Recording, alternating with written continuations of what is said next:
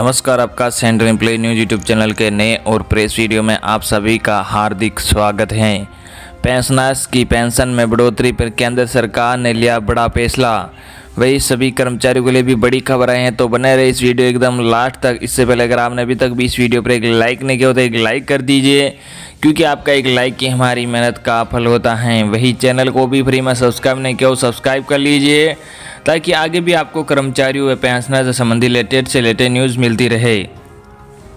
Pension की news को जानने से पहले एक महत्वपूर्ण खबर आई है जो आप सभी देशवासियों को जानना बहुत ही जरूरी है। पीएम की अध्यक्षता में कैबिनेट की बैठक आज हो सकता है बड़ा ऐलान। आर्थिक मामले पर कैबिनेट की एक अहम बैठक प्रधानमंत्री नरेंद्र मोदी के आवास 7 लोक कल्याण मार्ग पर होने वाली हैं। आर्थिक मामलों पर कैबिनेट की आज एक महत्वपूर्ण बैठक हो रही है।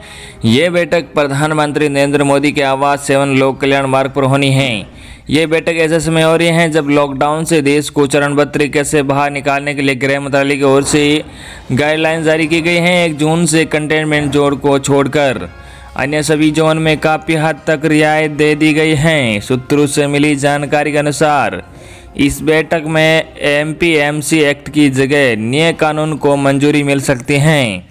अध्यादेश के जरिए इन नए कानून को लागू करने का प्रस्ताव पेश किया जा सकता है। एमएसएमई के लिए टर्नओवर और निवेश की सीमा बढ़ाई जा सकती है। किसान जिसे चाहे उसे अनाज बेचने की अनुमति मिल सकती है। एक प्रदेश से दूसरे प्रदेश में जाकर अनाज बेचने की भी छूट मिल सकती है। अगली बड़ी खबर, पेंशन भोगियों को बढ़ी हुई पेंशन मिलेगी। केंद्र ने जारी किया फंड। जी हां, कर्मचारी भविष्य निधि संगठन ने कोरोना वायरस और लॉकडाउन के मुश्किल समय में खाताधारकों की बहुत मदद की है। ज़्यादा खबर यह है कि केंद्र सरकार ने पेंशन मद में 868 करोड़ रुपए के साथ ही 105 करोड़ रुपए की बकाया राशि की भी मंजूरी दे दी है। इस राशि का उपयोग ईपीएफओ पेंशन धारकों को बढ़ी हुई पेंशन का भुगतान करने के लिए किया जाएगा। ईपीएफओ की सिफारिश के आधार पर भारत सरकार ने श्रमिकों द्वारा लंबे समय से की जा रही मांगों में से एक को स्वीकार कर लिया है। मांग ये थी कि नौकरी के 15 साल के बाद पेंशन के परिवर्तित मूल्य को बहाल करने की अनुमति प्रदान की जाए। अब तक परिवर्तित पेंशन को बहाल करने का कोई प्रावधान नहीं था और पेंशन भोगियों को आजीवन कम पेंशन मिल रही थी। ईपीएस 95 के अंतर्गत पेंशनों के हितों को ध्यान में रखते हुए ये एक ऐतिहासिक कदम है। 65 लाख से ज़्यादा पेंशन भोगियों को होगा फायदा। जी हां, ईपीएफओ के पास 135 क्षेत्रीय कार्यालयों के माध्यम से 65 लाख से ज़्यादा पेंशन भोगी हैं। ईपीएफओ के अधिकारियों और कर्मचारियों ने इस कोविड-19 लॉकडाउन की अवधि के दौरान सभी बाधाओं को पार किया और मई 2020 के लिए पेंशन भुगतान की राशि में परिवर्तन करवाया, जिससे पेंशन भोगियों के बैंक खाते में समय पर उनके पेंशन का भुगतान सुनिश्चित किया जा सके। इससे पहले अप्रैल की पेंशन समय से पहले ही जारी कर दी गई थी। तब कुल 764 करोड़ रुपए जारी किए गए थे। इस राशि को एडवांस पेंशन के तौर पर दिया जाना था। तब ईपीएफओ की ओर से कहा गया था कि समय से पेंशन खातों में पहुंचाना सर्वोच्च प्राथमिकता है। फंड जारी करने के साथ ही ईपीएफओ ने सभी बैंक ब्रांचों से सुनिश्चित करने के लिए कहा है कि वे सभी पेंशनों के खाते में समय से पेंशन जमा कर दे। ईपीएस के तहत कंपनी के 8.33% योगदान को पेंशन के रूप में जमा किया जाता है। अगली बड़ी खबर, केंद्र ने नहीं बढ़ाया सरकारी कर्मचारियों का डीए। इसके अगेंस्ट हाईकोर्ट में दायर हुई याचिका खारिज। जानिए क्या है रिपोर्ट। केंद्र सरकार के फैसले के खिलाफ दायर याचिका को खारिज कर दिया है। याचिका में केंद्र और दिल्ली सरकार दोनों के आदेश को आधार बनाते हुए हाईकोर्ट में चुनौती दी गई थी। जस्टिस विपिन सांघी और जस्टिस रजनीश भटनागर की बेंच ने इस मामले की सुनवाई की। उन्होंने कहा कि 1972 के डीए नियम बताते हैं कि महंगाई भत्ता और राहत पाने का अधिकार केंद्र सरकार ने ही निर्धारित किए थे। स्थिति के अनुसार निर्दिष्ट कर नई शर्तें भी लागू कर सकती हैं। लिहाजा इस संबंध में कोई वैधानिक नियम नहीं है जो केंद्र सरकार को समय समय पर महंगाई भत्ता बढ़ाने के लिए बाध्य करता हो। कोर्ट ने कहा कि केंद्र सरकार के कर्मचारियों पेंशनों को भी ऐसा कोई निहित अधिकार नहीं मिला हुआ है जिसके तहत वे नियमित अंतराल पर बढ़े हुए महंगाई भत्ते की मांग कर सके। अगली बड़ी खबर, वित्त मंत्रालय ने राष्ट्रीय पेंशन प्रणाली में संशोधन की मांग को किया खारिज। कहा वित्तीय रूप से मांग उचित नहीं। जी हां, केंद्र और राज्य सरकार के कर्मचारी महासंघ के राष्ट्रीय पेंशन प्रणाली एनपीएस में संशोधन की मांग को केंद्रीय वित्त मंत्रालय ने मंगलवार को खारिज कर दिया है। मंत्रालय का कहना है कि योजना के तहत अनुकूलतम रिटर्न को लेकर कोष का निवेश सोच समझकर किया जाता है।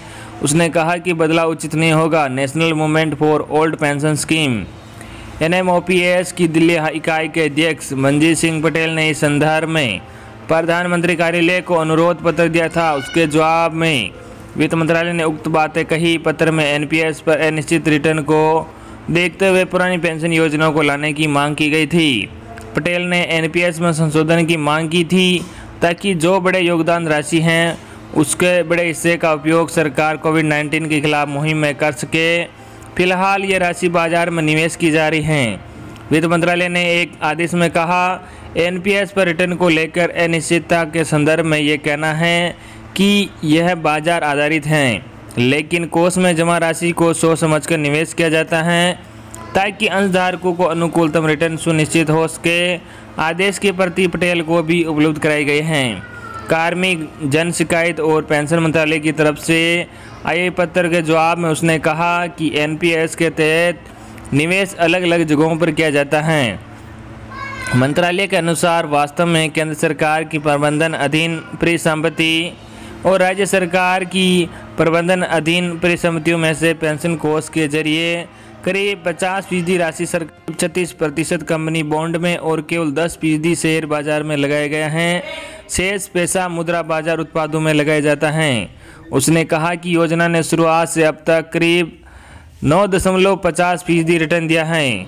आदेश के अनुसार इतना ही नहीं, पहले स्तर पर NPS ट्रस्ट लगातार निवेश पर नज़र रखता है और इसका नियमन PFRDA कानून के तहत पेंशन कोष नियामक एवं विकास प्राधिकरण करता है।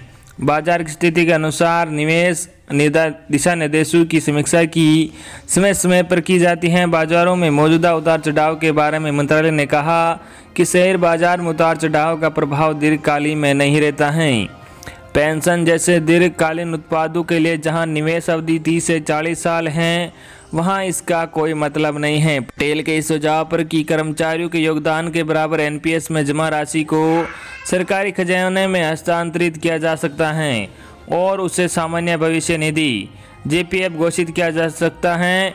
वित्त मंत्रालय ने कहा कि PFRDA कानून 2013 और PFRDA बाहर होना और निकासी नियम 2015 के तहत ये कानूनी रूप से उचित नहीं है।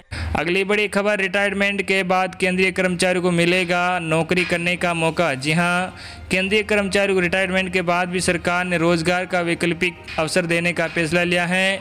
पेंशन एवं पेंशनर्स वेलफेयर डिपार्टमेंट ने सर्कुलर जारी कर कहा है कि सेवानिवृत्त केंद्रीय कर्मचारी इंडियन रेड क्रॉस सोसाइटी में अपनी सेवाएं दे सकते हैं।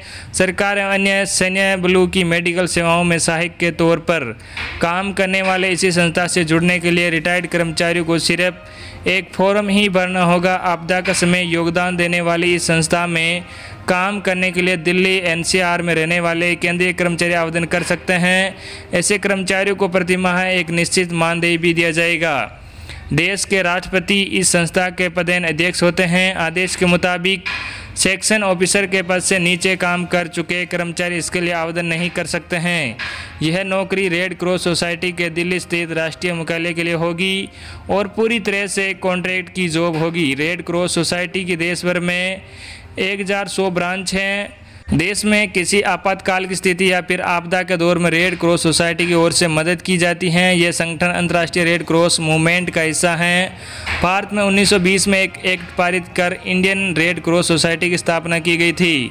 दुनिया भर में मानवता के जरिए शांति का संदेश देने वाली इस संस्था के राष्ट्रपति होते हैं, जबकि स्वास्थ्य मंत्री के पास चेयरमैन के तौर पर जिम्मेदारी होती है।